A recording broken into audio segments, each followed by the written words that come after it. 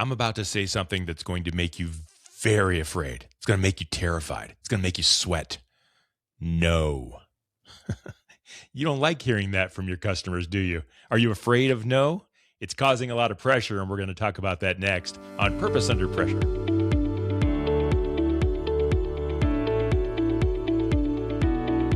Well, welcome back. My name is Brian, and this is Purpose Under Pressure. It's a podcast about developing sales and leadership success on purpose and under pressure. It's brought to you by the professional sales and leadership training team at Sandler by the Ruby Group. You'll find them in Akron and in Columbus, Ohio.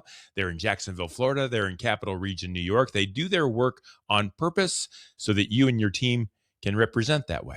If you're leading a team of sellers, if you're leading a team of revenue generators that are out there kicking it up and stirring it up and sharing your story and developing relationships, you want that done one way. You want that done the right way, the way you want to do it. There's no one right way. It's your way.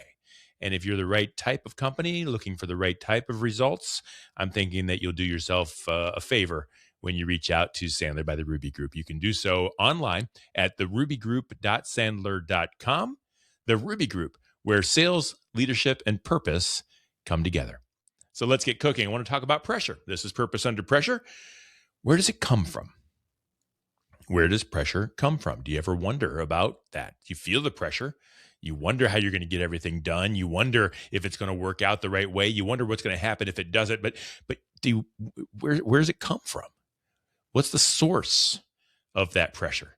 If we want to overcome the pressure, if we want to stay on purpose, well, we need to understand the source.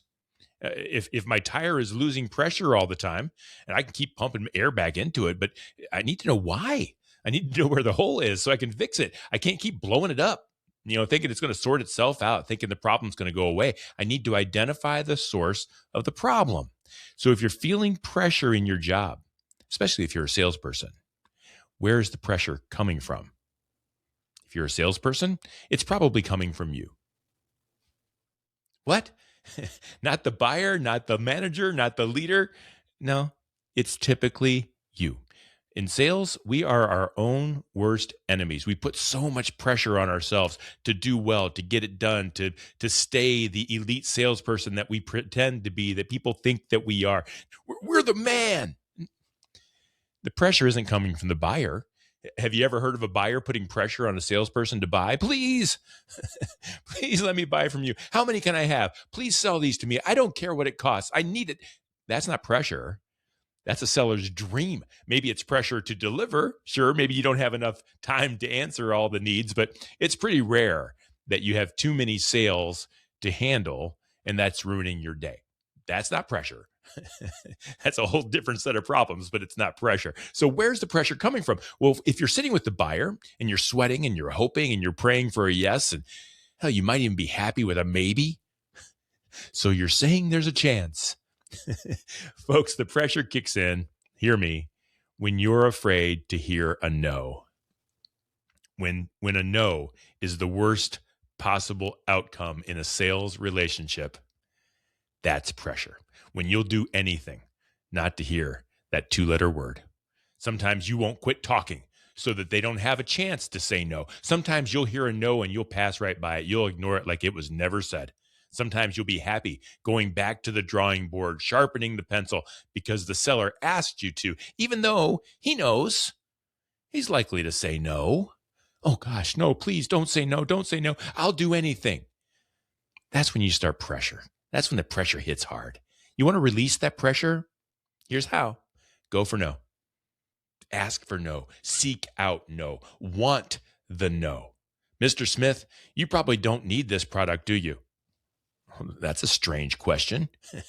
Mrs. Smith, I'm thinking that price is going to get in the way of us making a deal, isn't it? It's just too expensive, isn't it? Well, that's an odd thing to say. Mr. Johnson, I'm sensing you don't like the way this is going, and I want you to know it's okay if we don't do business together, Mr. Johnson. What? No one says that. And yet, if the client says, you're right, we don't have a deal here. There's nothing going to happen here. I don't think I like the way this is heading. Well, move on. Asking for no brings out the truth because they might not say no. They might say, oh, no, I'm sorry. Hold on one second. Hold on. You misunderstood me. That's not an issue at all. Here's where the real problem is. Oh, giving the prospect the ability to say no means things are about to get a whole lot more clear. It means we're about to stop wasting time. If Mr. Smith is going to say no, he's going to say no. So get it over with. If he's not, then he'll say, no. Hold on a sec. Don't be so hasty. Young man, let's talk about this. Tell me more about this. Here's the thing I don't like about that. It's not that I don't want to do business with you. It's just that I don't quite understand how. Go for the no. When you ask a customer to say no, you're going to get the truth. And if you go back to that leak in the tire analogy that we made earlier, I can get a lot done with the truth. I can fix things when I have the truth. But if I need that deal, that's pressure. I can't allow that no to happen. I need that deal. No, you don't. Think about this. You don't need the deal. What you need is a fuller pipeline with people that you can talk to next if this one doesn't pan out. If this one gives you the no, then you're okay because you're going to talk to somebody else. Find the person that needs your product and sell to them. That's okay. If the person that says no doesn't need it, that's okay. Find someone who is. Do a better job of prospecting. Do a better job of clearing out the bad opportunities, and you'll realize that sales isn't so pressure-packed after all. It's offering your goods and services and accepting yes or no as an answer. That's what we do all day long. That's it. Not a lot of pressure there. So listen, later on this week, we're going to talk with Sandler by the Ruby Group trainer Matt Rocco about negative reverse selling. It's a technique that Sandler by the Ruby Group offers that it's hard. It's really hard. It takes practice. It's not for rookies, but it'll get you to a no. And I'll tell you, a no will get you to the truth.